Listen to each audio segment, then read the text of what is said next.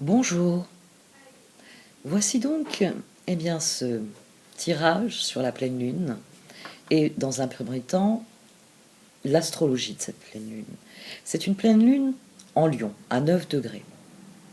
C'est la première pleine lune de l'année 2021 et elle va rugir.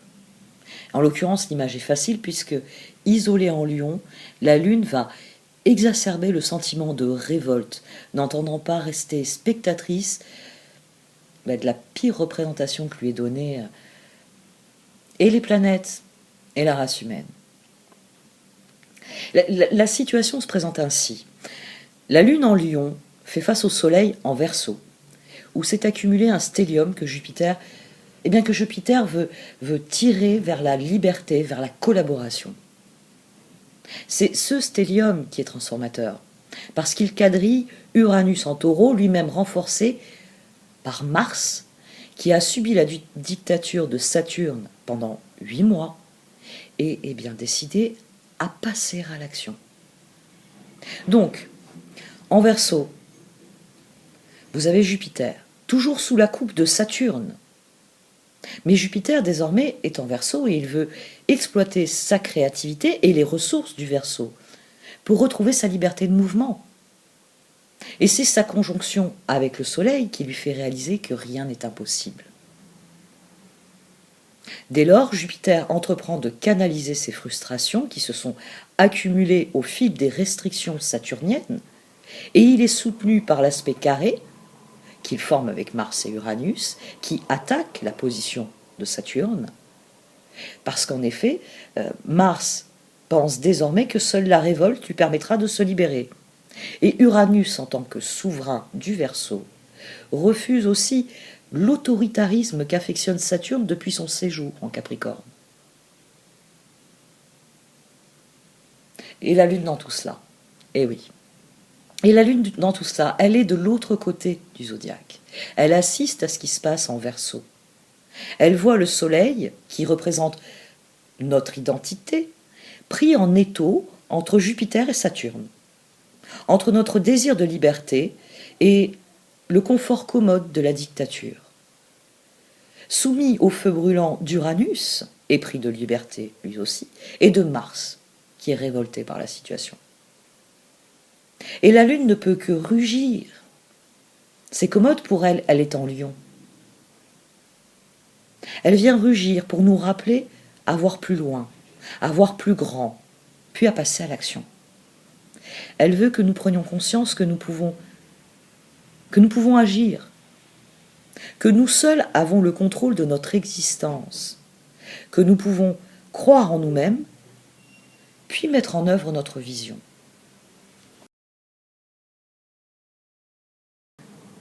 La Lune veut nous voir nous connecter à notre cœur et y puiser l'inspiration.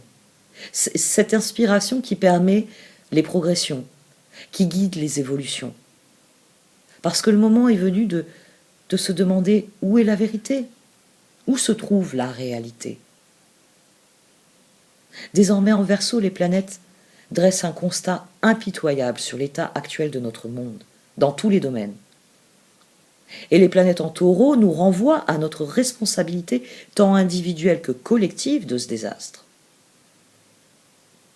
Donc la Lune en Lion nous demande de regarder ce triste tableau. Et elle nous demande, que dit ton cœur face à cela?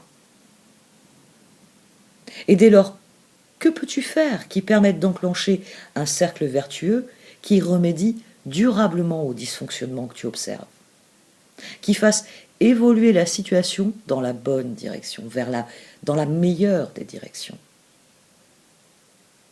Voilà ce que représente cette pleine lune en Lion. On rappelle que c'est nous qui avons le contrôle, que c'est chaque individu qui a du pouvoir sur son environnement. Et que si chaque individu est mené par l'appel du cœur, les collectifs n'en évolueront que mieux. Je vous laisse à ces réflexions et je vais vous parler des cartes qui sont sorties sur cette pleine lune et qui recoupent certains aspects de cette lunaison. Je dirais au sein de l'oracle des chemins de Qumran, la question qui se pose est quel est ton désir? C'est une carte qui souligne que le désir est un moteur pour la créativité. Déjà parce que cela avive, cela nourrit le plus grand des désirs, celui de vivre, celui d'expérimenter, celui d'essayer des choses, celui de vibrer, celui d'en savoir plus, celui de connaître et de comprendre. Mais cette carte vient aussi souligner que le désir n'est pas un besoin, que c'est quelque chose que l'on n'est pas obligé de satisfaire, que c'est quelque chose de transitoire. Et que comme toute chose qui a un caractère transitoire et qui a un caractère non indispensable, non essentiel, nous pouvons perdre le fil de nos désirs. Que si nous ne gérons pas correctement, c'est-à-dire avec maturité, avec responsabilité nos désirs, nous pouvons nous laisser dévorer par nos désirs. Nous voulons plus, nous voulons encore. Nous ne sommes pas capables de nous imposer une certaine autodiscipline en disant que ce que l'on a est bien assez. Et nos désirs nous emportent. Et puis il y a le cas inverse, celui où on bride ses désirs, où à force de se priver, à force de se dire « je peux me passer de cela », on perd tout enthousiasme, on perd toute joie de vivre. Parce que oui, vous pouvez vous passer d'un carré de chocolat. On va prendre un exemple simple. On va dire que quelqu'un qui ne domine pas ses désirs, qui ne fait pas la part entre des désirs légitimes, constructifs, un carré de chocolat me rend heureux, c'est un dessert, c'est un encas que je m'offre et qui est un plaisir, qui répond à un désir. Une tablette de chocolat, c'est l'excès. Je ne mets plus de barrière à mon désir. J'en perds le contrôle. Je me fabrique un espèce de besoin qui ne correspond à rien et qui même me nuit. Et puis vous avez le comportement inverse. Je ne m'offre pas ce carré de chocolat parce que, eh bien, par exemple, je sais que je vais avoir tendance à manger tout le reste de la tablette et plutôt que de tester mon autodiscipline, je préfère me punir et ne rien faire. Il peut y avoir tout un tas de comportements qui vont se rattacher à cette absence de réalisation des désirs. Les deux comportements dans cette carte sont dénoncés. Il s'agit vraiment de faire la part pour cette carte entre ce qui relève du besoin, ce qui relève du désir dans un premier temps, et ensuite au sein des désirs de ce qui sert un propos, sert un but, sert... Eh bien, à partir du moment où vous savez faire la part de vos désirs, vous pouvez vous concentrer sur ceux qui sont créatifs, qui sont prometteurs. Parce qu'ils seront autant d'appels dans l'univers à vivre avec enthousiasme, avec joie, votre vie tout entière. Et faire la part avec des désirs qui sont transitoires et inutiles. Manger toute la tablette de chocolat. C'est intéressant. À une époque où nous sommes limités, de se demander qu'est-ce que je désire réellement au fond. Et de faire la part entre les désirs qui ne sont pas intéressants, qui ne sont pas constructifs, et ceux qui peuvent être un moteur, qui peuvent être un réservoir de créativité, qui peuvent être un réservoir d'endurance, de persévérance, de courage. Et quelque part, dans mon esprit, ça rejoint la question de la Lune. Que pense ton cœur de tout cela? Que désires-tu changer?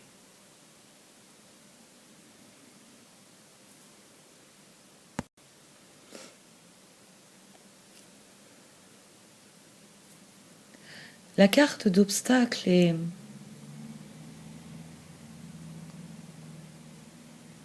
Elle est déroutante parce qu'elle, dans mon esprit, elle rejoint plus la lunaison que la question du désir.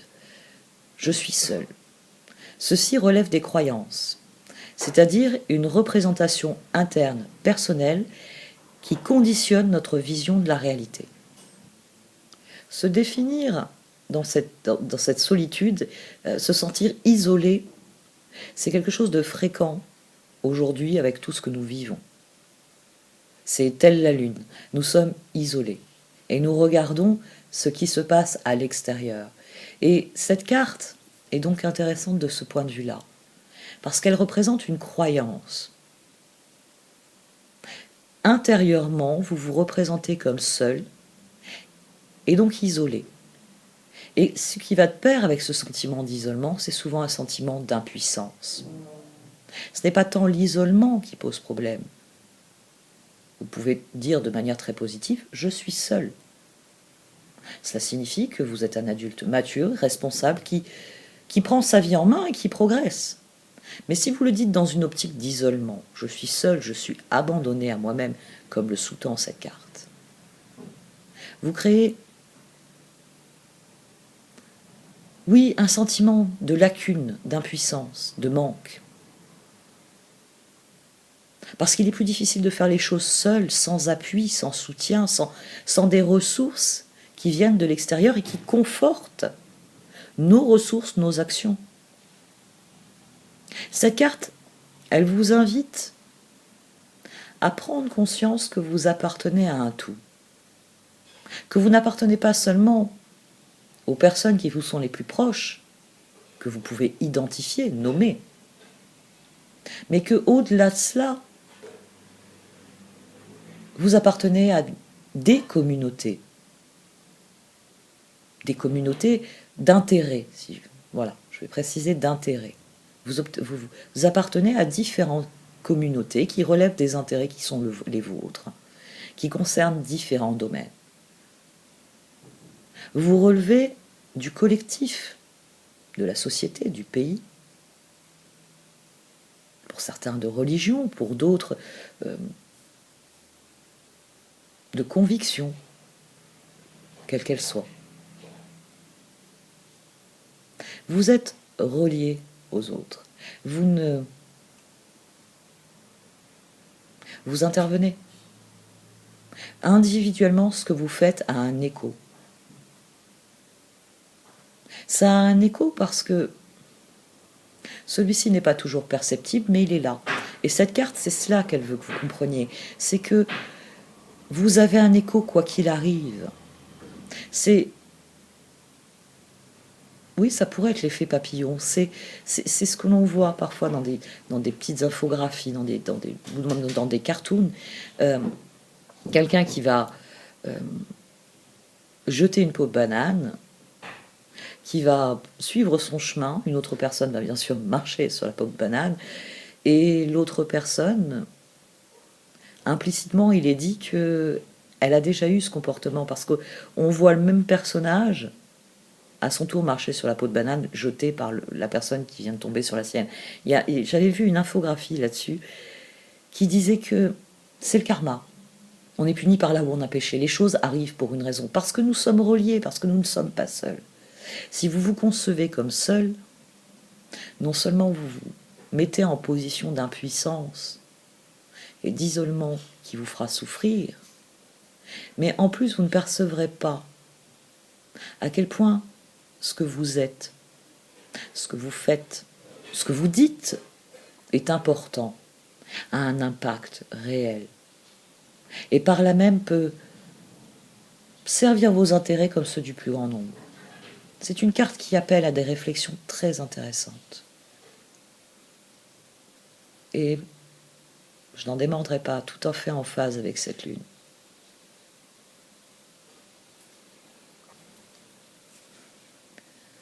Enfin, vient la ressource. La ressource dont nous disposons sous cette pleine lune est l'intention. L'intention dans cette carte, elle relève de cette énergie en nous qui nous pousse vers ce qui nous appelle, vers ce qui nous ressemble profondément, vers ce qui nous plaît, vers ce qui nous épanouit. Et les intentions relèvent d'un désir, finalement. D'un désir du cœur, d'un oui, plus fort qu'un désir, j'aurais tendance à dire un cri de la conscience. C'est un appel à s'accomplir, c'est aller vers ce qu'il y a de meilleur pour soi, l'intention. Ce sont nos intentions qui nous définissent. Ce sont elles qui impriment notre chemin.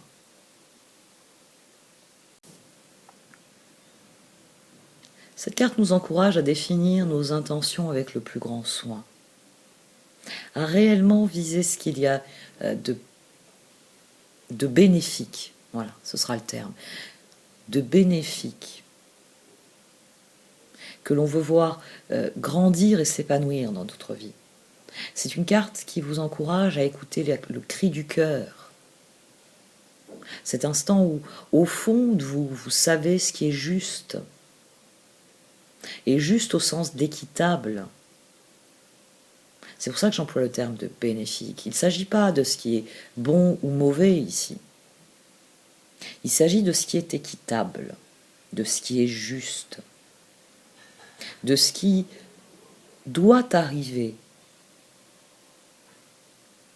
pour que les choses progressent, pour que les choses avancent. L'équité est la notion la plus intéressante qui soit, parce que c'est elle qui peut réellement nous aider à définir nos intentions de la manière la plus juste. Ici, dans ce tirage, avec cette pleine lune en Lion, il s'agit de prendre conscience que votre cœur a toutes les réponses, que face à une situation, on peut dire cœur, on peut dire conscience, on peut dire votre âme, on peut dire votre ange qui vous souffle les bonnes réponses. Quelle que soit la représentation interne, les croyances qui sont les vôtres, quelle que soit votre vision de la réalité.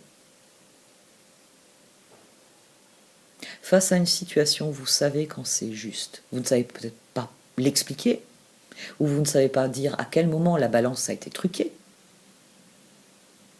et à quel moment la balance a été rétablie. Mais vous savez, au fond de vous, ce qui est vrai, ce qui est juste, ce qui est bon au sens de bénéfique.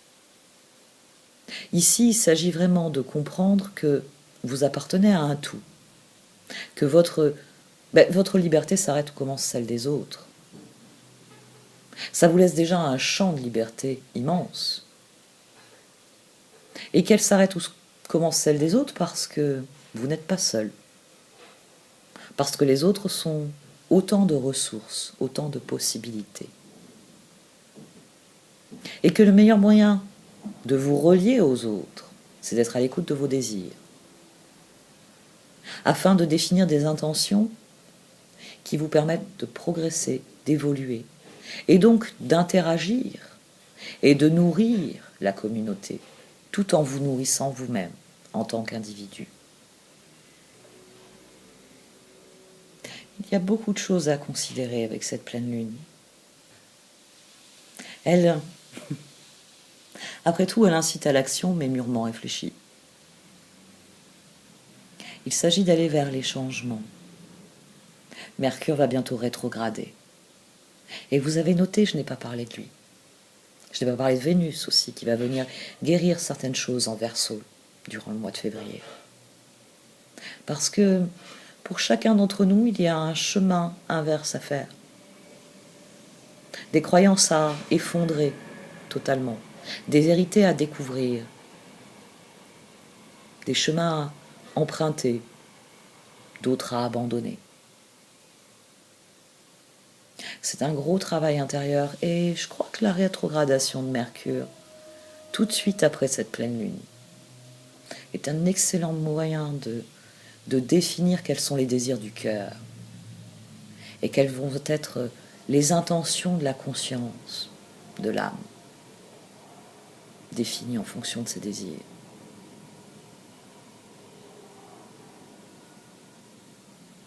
J'arrête là. Merci de m'avoir écouté. Au revoir.